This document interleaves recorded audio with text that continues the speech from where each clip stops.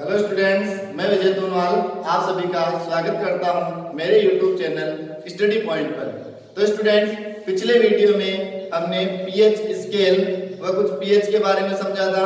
आज का हमारा टॉपिक है दैनिक जीवन में उपयोगी कुछ यौगिक। तो आइए शुरुआत करते हैं हम आज अपने टॉपिक की। दैनिक जीवन में उपयोगी कुछ यौगिक। कहने का अर्थ है हमारी डेली लाइफ में कौन कौन से पदार्थ काम में आते हैं, उन्हें किस प्रकार बनाया जाता है, उनके क्या उपयोग हैं और उनके क्या क्या गुण होते हैं, इसके बारे में हम आज अध्ययन करेंगे। तो इसी में सबसे पहला पॉइंट हमारा है नमक, जिसका सूत्र होता है NaCl और इसे कहते हैं सोडियम क्लोराइड। इसका रासायनिक नाम है सोडियम क्लोराइड। तो स्टूडेंट्स, सबसे पहले बात करते हैं सोडियम क्लोराइड यानी NaCl यानी नमक बनाया किस प्रकार जाता है। तो साधारण तौर पर प्रबल अम्ल व प्रबल क्षार को मिलाने पर हमारे नमक बनता है। कैसे, आइए देखते हैं। प्रबल अम्ल लेते हैं हमारा HCl और प्रबल क्षार लेते हैं हम NaOH। तो हम जानते हैं अम्ल व क्षार की क्रिया करवाते हैं, क्या बनता है, लवण और जल बनता है। ये हमने पढ़ा था उदासीनीकरण अभिक्रिया में। तो अम्ल व क्षार की क्रिया करवाएंगे, क्या बनेगा, लवण तथा जल बनेगा। लवण कोई सा भी बन सकता है। जल का सूत्र हमें पता है क्या होता है, H2O। तो यहाँ पे हम लिख देंगे जल का सूत्र H2O। यहाँ से H2O निकल गया, देखते हैं HCl प्लस NaOH बन क्या चुका है हमारे पास H2O। ये H एक, ये दो, H2 और O, बचा क्या NaCl। तो कहने का अर्थ क्या हुआ कि प्रबल अम्ल व प्रबल क्षार को मिलाने पर नमक बनता है। ये तो साधारण तौर पर नमक बनाने की विधि। आगे बात करते हैं व्यापारिक तौर पर नमक किस प्रकार बनाया जाता है। जब नॉर्मली थोड़ी बहुत मात्रा में नमक बनाना होता है तो इस प्रकार बनाया जाता है, लेकिन व्यापारिक तौर पर बहुत अधिक मात्रा में नमक बनाना होता है तो किस प्रकार बनाया जाता है। तो देखते हैं।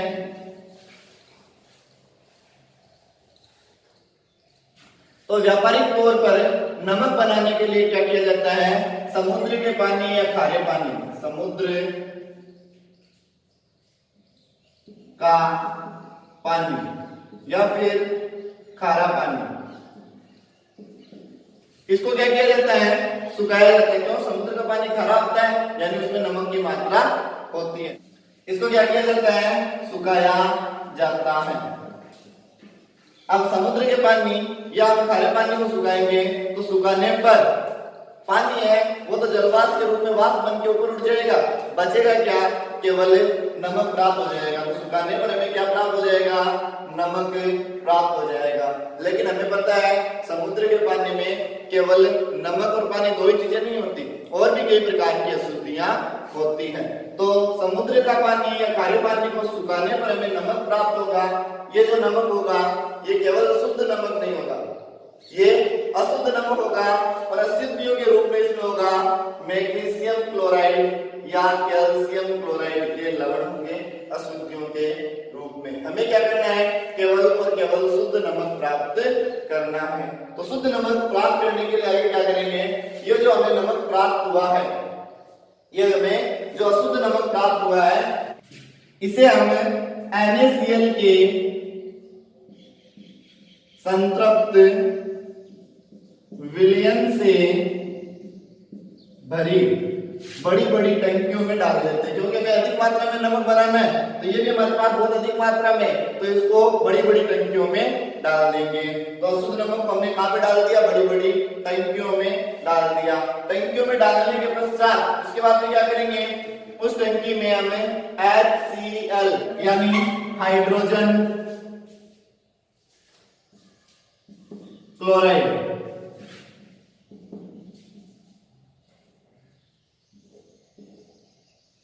देखो यहाँ पे मैंने HCl को लिखा है हाइड्रोजन क्लोराइड, और हमने पहले HCl पढ़ा था, वहां पे हमने क्या पढ़ा था, हाइड्रोक्लोरिक अम्ल। तो यहाँ पे एक ही सूत्र है लेकिन नाम इनके अलग अलग नाम क्यों है? जो हाइड्रोक्लोरिक अम्ल है वो द्रव के रूप में, वो किस रूप में है? द्रव के रूप में HCl होता है, तो उसके बोलते हैं हाइड्रोक्लोरिक अम्ल। और जो HCl गैस के रूप में होता है, यहाँ पे HCl गैस, जो HCl गैस के रूप में होता है उसे हाइड्रोजन क्लोराइड कहा जाता है। तो हमने अशुद्ध नमक को क्या किया, NaCl के संतृप्त विलयन से भरी बड़ी बड़ी टंकी में डाल दिया, और उस टंकी में कौन सी गैस डालेंगे? HCl, हाइड्रोजन क्लोराइड गैस उसमें डालेंगे। जैसे हम उसमें हाइड्रोजन क्लोराइड गैस डालेंगे तो हाइड्रोजन क्लोराइड गैस क्या करेगी, इन अशुद्धियों को वहां से अलग कर देगी, और उन टंकियों में हमारा नमक है, NaCl है, वो हमें शेष प्राप्त हो जाएगा। तो इस प्रकार हमें शुद्ध नमक प्राप्त कर सकते हैं बहुत अधिक मात्रा में। एक बार वापस समझते हैं, देखना और सुनना ध्यान से। व्यापारिक तौर पर नमक प्राप्त करने के लिए सबसे पहले समुद्र का पानी या खारे पानी को सुखाया जाता है।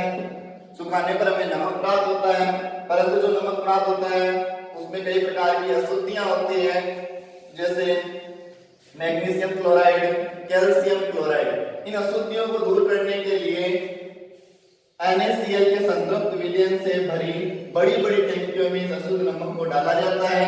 बाद में उन टंकियों में HCl यानी हाइड्रोजन क्लोराइड गैस प्रवाहित की जाती है, जिससे क्या हो जाती है, अशुद्धियां तो एक तरफ हो जाती है और नमक हमारा वहां पे से बच जाता है। इस प्रकार हमें शुद्ध नमक प्राप्त होता है। तो ये था नमक बनाने की विधि। आगे बात करते हैं नमक के गुण। तो नमक के गुण, तो नमक के क्या क्या गुण होते हैं? पहला गुण है यह श्वेत क्रिस्टलीय ठोस है।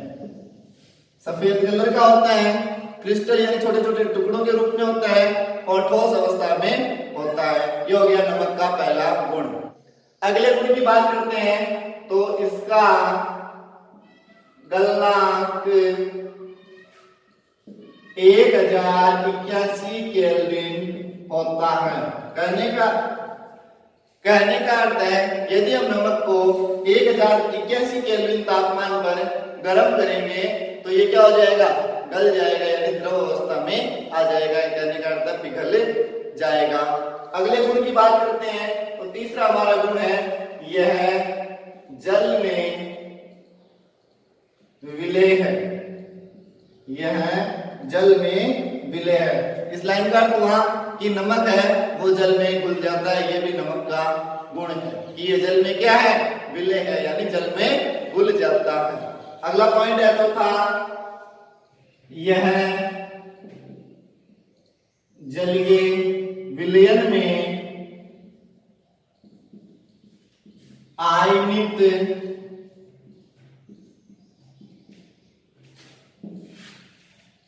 हो जाता है। जो नमक होता है वो जलीय विलयन में क्या हो जाता है, आयनित। आयनित होने का अर्थ समझना, जैसे जल नमक का सूत्र होता है NaCl। जब आप इसको जल में घोलोगे तो Na प्लस अलग हो जाएगा और Cl माइनस क्या हो जाएगा, अलग हो जाएगा। इसे कहते हैं आयनित होना, यानी अपने अलग अलग आयनों में बंटे जाना। ये हुआ आयनित होना। तो ये था हमारे नमक के गुण। आगे बात करते हैं नमक के उपयोग की। तो देखते हैं नमक के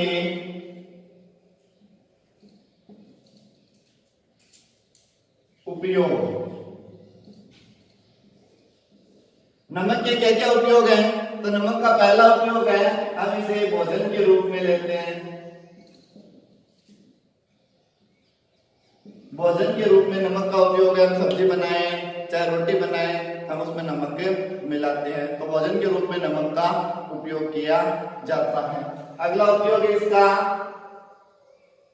हिमीकरण मिश्रण बनाने में। हिमीकरण मिश्रण बनाने में, हिमीकरण मिश्रण बनाने में भी नमक का उपयोग किया जाता है। हिमीकरण का मिश्रण का अर्थ होता है नमक को जब हम यदि बर्फ के साथ में मिला देते हैं तो उस बर्फ का गलनांक क्या हो जाता है, या फिर बर्फ के जो गलने की दर है वो कम हो जाती है। एक तो हम बर्फ को ऐसे ही खुले में रखें तो वो पिघल जाएगी, हम टाइम नोट करें कितनी देर में पिघलेगी।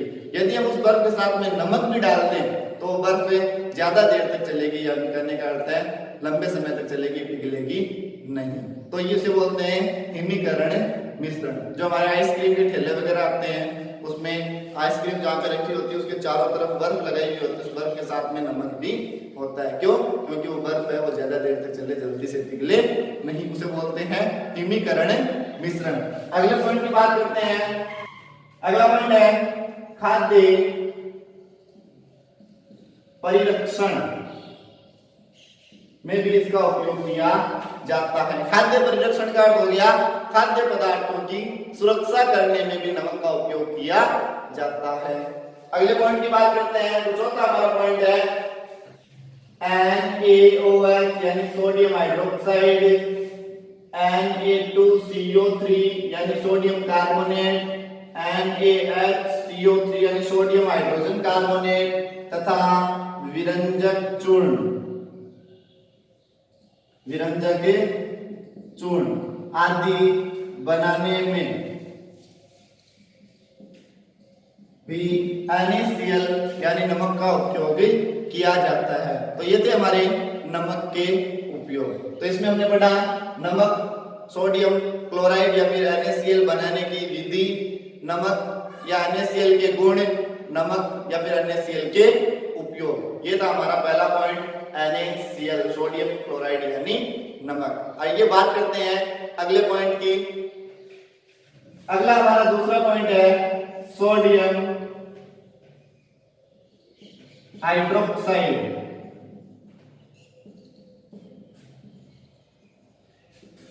सोडियम हाइड्रोक्साइड इसका सूत्र होता है NaOH। सोडियम हाइड्रोक्साइड का सूत्र क्या होता है? NaOH। इसे कास्टिक सोडा भी कहते हैं, कास्टिक सोडा। NaOH को क्या कहा जाता है? कास्टिक सोडा भी कहा जाता है। आइए बात करते हैं इसको बनाया किस प्रकार जाता है। तो हम लिखेंगे बनाने की विधि, बनाने की विधि। तो पहले मैं आपको बता दूं जो NaOH बनाया जाता है वो NaCl यानी नमक के विद्युत अपघटन द्वारा प्राप्त होता है। विद्युत अपघटन के द्वारा प्राप्त होता है। NaCl के विद्युत अपघटन द्वारा हमें NaOH प्राप्त होता है। तो विद्युत अपघटन का अर्थ हो गया नमक को जल में मिलाओ, अच्छी तरीके से घोल लो और उसमें विद्युत धारा प्रवाहित करो, करंट प्रवाहित करो, तो हमें क्या प्राप्त हो जाएगा? NaOH यानी सोडियम हाइड्रोक्साइड हमें प्राप्त हो जाएगा। तो सही तरीके से देखते हैं। आइए, तो बनाने की विधि है NaCl के जलीय विलयन में विद्युत धारा प्रवाहित करने पर एनोड पर क्लोरीन गैस व कैथोड पर हाइड्रोजन गैस तथा कैथोड पर ही विलयन के रूप में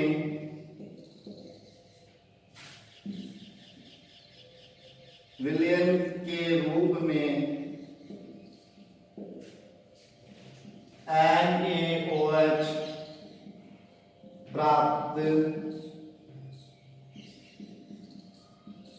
होता है। ये था हमारे NaOH बनाने की विधि। आइए बात करते हैं इसके समीकरण की, यानी समीकरण के रूप में भी हम इसे समझेंगे। तो रासायनिक समीकरण लिखने से पहले मैं आपको बता दूं कि रासायनिक समीकरण में दो चीजें होती है, एक तो अभिकारक या कह सकते हैं क्रियाकारक, और दूसरा होता है आपके उत्पाद, या इसे कह सकते हैं क्रियाफल। यह हमें समीकरण के रूप में लिखना है। इसे हमें NaOH बनाने की विधि है, इसको हम समीकरण के रूप में समझेंगे। तो अभिकारक इसमें से कौन सा है, उत्पाद इसमें से कौन सा है, ध्यान से समझना और ध्यान से सुनना कि NaCl के जलीय विलयन में विद्युत धारा प्रवाहित करने पर, यहाँ पे जो पर शब्द आ गया, इससे पहले जो भी लिखा है वो सारा का सारा क्या होगा, हमारे अभिकारक या फिर क्रियाकारक होगा। पर जो शब्द लिखा है उससे पहले जो भी होंगे सारे के सारे क्या होंगे, हमारे अभिकारक या क्रियाकारक होंगे। तो लिखते हैं अभिकारकों को। NaCl है, ये NaCl के जलीय विलयन में, यानी किसमें मिलाया है, जलीय विलयन यानी जल में मिलाया है। जलीय विलयन में विद्युत धारा का सूत्र तो होता नहीं, तो हम ये निशान के ऊपर लिख देते हैं, विद्युत धारा प्रवाहित करने पर। तो प्रवाहित करने पर, इससे पहले हमारे दो वर्ड थे, दो चीजें थी, इन दोनों को हमने लिख दिया, विद्युत धारा प्रवाहित करने पर। अब एनोड पर क्लोरीन गैस व कैथोड पर हाइड्रोजन गैस तथा कैथोड पर विलयन के रूप में NaOH प्राप्त होता है। ये हमारा क्या है, उत्पाद है। तो हमें पता है जब हम नमक को जल में मिलाएंगे, अच्छे तरीके से घोल लेंगे, तो घोलने के पश्चात उसमें जब हम विद्युत धारा प्रवाहित करेंगे, विद्युत धारा हम प्रवाहित करेंगे, तो विद्युत धारा प्रवाहित करने के लिए हमें दो तार चाहिए। करंट प्रवाहित करने के लिए कितने तार चाहिए, दो तार चाहिए। जैसे हमारे घरों में पंखा चलता है तो पंखे के पास में भी कितने तार आते हैं, दो तार आते हैं। टीवी चलाते हैं उसमें भी दो तार, बल्ब जलाते हैं उसमें भी दो तार आते हैं। तो हमें कितने तार चाहिए, दो तार चाहिए। एक उदाहरण आपको और देता हूं कि आपने जब आप छोटे थे तो आपने किया होगा, एक छोटा सा बल्ब, उससे दो तार जुड़े हुए होते थे। तार के बल्ब के एक तार को सेल के एक तरफ और बल्ब के दूसरे तार को सेल के दूसरी तरफ जोड़ देते थे, वो बल्ब जल जाता था। तो उसमें बल्ब जलाने के लिए कितने तार चाहिए थे, हमें दो तार चाहिए थे। दोनों तारों में एक तार होता है एनोड का और एक तार होता है कैथोड का। जैसे आप एक प्लस करते हो एक माइनस करते हो, उसमें एक एनोड और एक क्या होता है, कैथोड होता है। तो वही हमारे यहाँ पे है कि नमक को जल में घोलने के बाद जब आप उसमें करंट दोगे या फिर विद्युत धारा प्रवाहित करोगे तो दो तार हमें चाहिए। दोनों तारों में से एक तार एनोड का और एक तार कैथोड का। तो आगे देखो क्या लिखा हुआ है, एनोड पर क्लोरीन गैस, यानी एक तार की तरफ क्या होगा, क्लोरीन गैस। तो क्लोरीन गैस क्या लिखते हैं, Cl। क्लोरीन का प्रतीक क्या होता है, Cl, और गैस के रूप में है तो Cl2। और क्या लिखा है, कैथोड पर हाइड्रोजन गैस, यानी दूसरे तार पर क्या होगा, हाइड्रोजन गैस भी H2 के रूप में। कहने का अर्थ कैथोड पर हाइड्रोजन गैस H2 गैस और कैथोड पर ही विलयन के रूप में NaOH प्राप्त होता है, यानी कैथोड पर ही क्या प्राप्त होगा, NaOH हमें प्राप्त होगा। ये हुई हमारी रासायनिक समीकरण। वापस समझना एक बात, NaCl के जलीय विलयन में विद्युत धारा प्रवाहित करने पर से पहले क्या है, हमारे अभिकारक या क्रियाकारक। तो NaCl के जलीय विलयन यानी जल विद्युत धारा सूत्र होता नहीं है, तो किसके निशान के ऊपर लिख दिया, विद्युत धारा प्रवाहित होने पर उसके बाद जो भी है वो क्या होगा, हमारा उत्पाद होगा। एनोड पर यानी एक तार पर क्लोरीन गैस, कैथोड पर हाइड्रोजन गैस यानी एक तार पर हाइड्रोजन गैस, और कैथोड पर यानी विलयन के रूप में क्या प्राप्त होता है, NaOH प्राप्त होता है। तो ये हुआ हमारा समीकरण। आइए अब करते हैं समीकरण को संतुलित। तो देखिए, तो यहाँ पे Na कितने हैं, एक है। तीन के निशान से पहले और तीन के निशान के बाद अणु परमाणुओं की संख्या में क्या करनी है, बराबर करनी है। तो Na इधर एक है, इस तरफ देखो कितने हैं, एक है, चलो संतुलित है।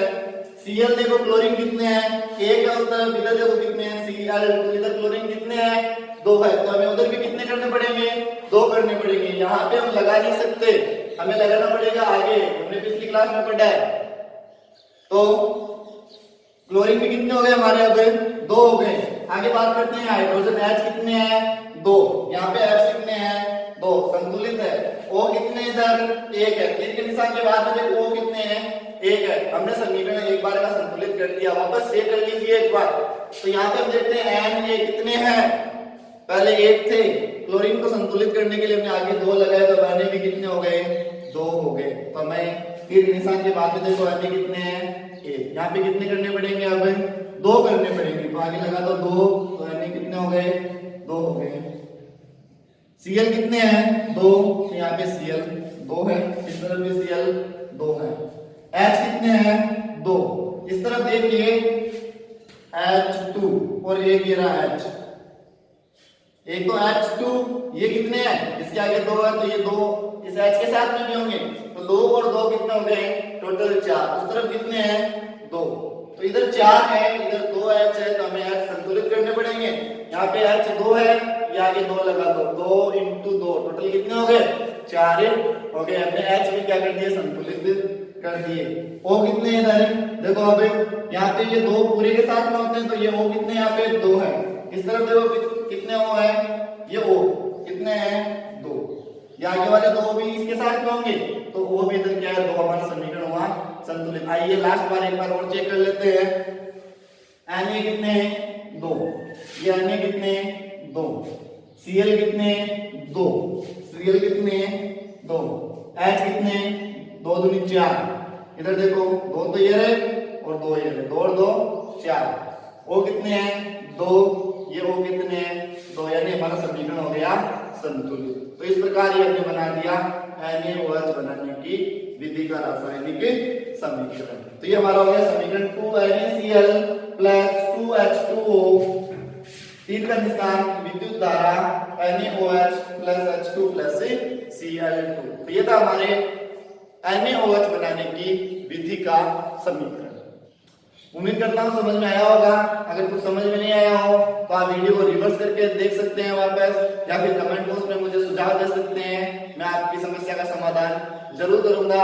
आइए आगे देखते हैं सोडियम हाइड्रोक्साइड यानी NaOH के गुण। NaOH के गुण, अब क्या क्या गुण है, पहला गुण देखते हैं हम। इसका पहला गुण है, यह है श्वेत चिकना ठोस पदार्थ होता है। यह श्वेत चिकना ठोस पदार्थ होता है। पहला इसका गुण हो गया, सफेद होता है, चिकना होता है और ठोस अवस्था में होता है। दूसरा इसका गुण है, इसका गलनांक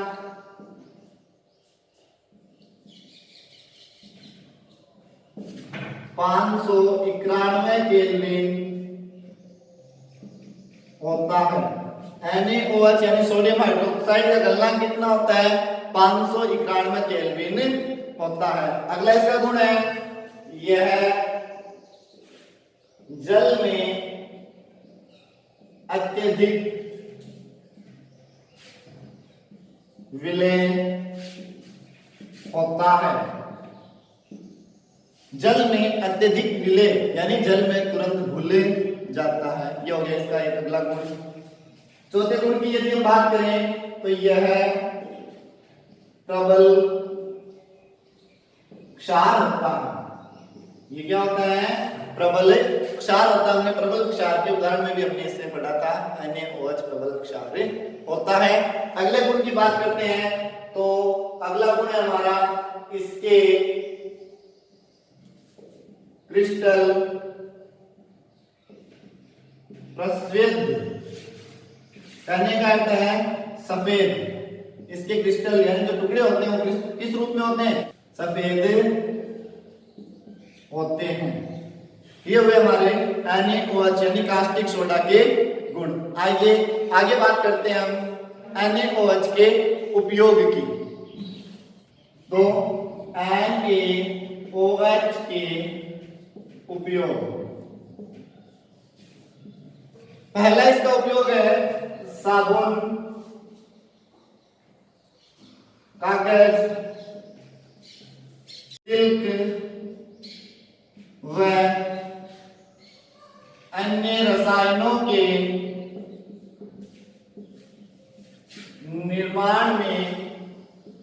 इसका उपयोग किया जाता है। साबुन बनाने में, कागज बनाने में, सिल्क जो कपड़ा आता है वो, या फिर अन्य रसायनों के निर्माण में इसका उपयोग किया जाता है। अगला इसका उपयोग है बॉक्साइट के धातुकर्ण में इसका उपयोग किया जाता है। यानी खनिज के रूप में जब हम बॉक्साइट धातु जमीन से निकालते हैं उसको शुद्ध करने में NaOH का उपयोग किया जाता है। अगले पॉइंट की बात करें हम तो तीसरा हमारा पॉइंट है पेट्रोलियम के शोधन में इसका उपयोग किया जाता है। यानी जब हम पेट्रोलियम पदार्थ जमीन से निकालते हैं उनको शुद्ध करने में NaOH का उपयोग किया जाता है। पेट्रोलियम के शोधन में इसका उपयोग किया जाता है। अगला पॉइंट है हमारा वसा व तेलों के निर्माण में, वसा व तेल के निर्माण में NaOH का उपयोग किया जाता है। अगला हमारा NaOH का अंतिम उपयोग है प्रयोगशाला में विभिन्न प्रयोगों में। प्रयोगशाला में भी विभिन्न प्रयोगों में NaOH का उपयोग किया जाता है। देखो चाहे कोई सा भी टॉपिक हो, सभी के उपयोग में हम लिख सकते हैं प्रयोगशाला में विभिन्न प्रयोगों में उसका उपयोग किया जाता है, क्योंकि सारे क्या होते हैं, केमिकल होते हैं, उनका उपयोग प्रयोगशालाओं में तो होता ही होता है। तो ये था हमारे NaOH के उपयोग। तो स्टूडेंट्स इसी के साथ में आज की क्लास यहीं पे समाप्त करते हैं। बाकी बचे हुए इसके टॉपिक हम अगले वीडियो में अगली कक्षा में देखेंगे। उम्मीद करता हूँ आपको जो भी आज बातें बताई वो सारी बातें आपको समझ में आई होगी। यदि आपको हमारा वीडियो पसंद आया हो तो हमारे वीडियो को लाइक जरूर करें। यदि आप हमारे चैनल पर नए हो तो हमारे चैनल को सब्सक्राइब करें तथा बेल आइकन बटन दबाना ना भूलें, ताकि हमारे द्वारा बनाए गए सभी वीडियो सबसे पहले आप तक पहुंचे। और हाँ, यदि कोई चीज आपको समझ में नहीं आए तो कमेंट बॉक्स में कमेंट जरूर करें, मैं आपकी समस्या का समाधान जरूर करूंगा। मिलते हैं अगले वीडियो में इसी के अगले भागों के साथ। तब तक जय हिंद, जय भारत, धन्यवाद।